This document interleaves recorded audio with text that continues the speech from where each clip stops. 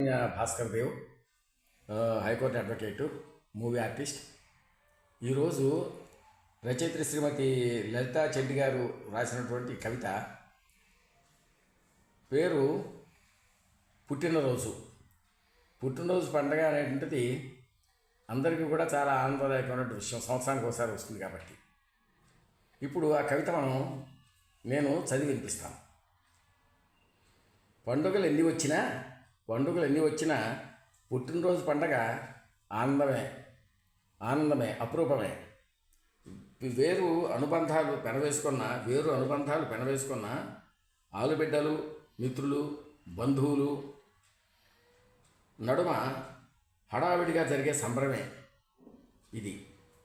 పుట్టినరోజు ఒక్కరికే సొంతం. మరీ వసంతాలు మారుతుంటే వయస్సు మయూరి చేసే నృత్యాలలో అనుభవాల నెమలికలు పింఛాలై శిరసుపై శోభిస్తుంటే మనస్సు మాత్రం యవ్వనంలోనే మునకలేస్తుంది. అనుభవాల నెమలికలు పింఛాలై శిరసుపై శోభిస్తుంటే మనసు మాత్రం యవ్వనంలోనే మునకలేస్తుంది.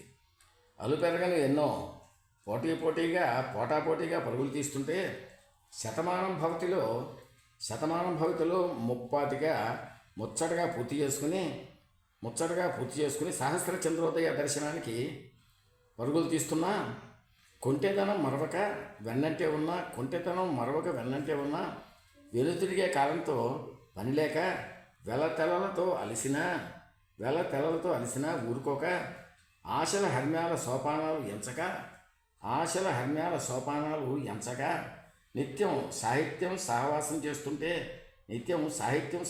చేస్తుంటే అప్పుడప్పుడు వయసును మరిచి విహారయాత్రలు చేస్తూ నూతనంగా చూసేవాటితో స్ఫూర్తిని పొందుతూ ఇస్తూ అలా అలవి కాని ఆత్మానందంతో అనుక్షణం సాగే రోజే కదా అసలైన పుట్టినరోజు. పుట్టినరోజు శుభాకాంక్షలతో రాసిన వారు శ్రీమతి లలితా చెడ్డి, చదివింది సుబ్రహ్మణ్య భాస్కర్ దేవ్.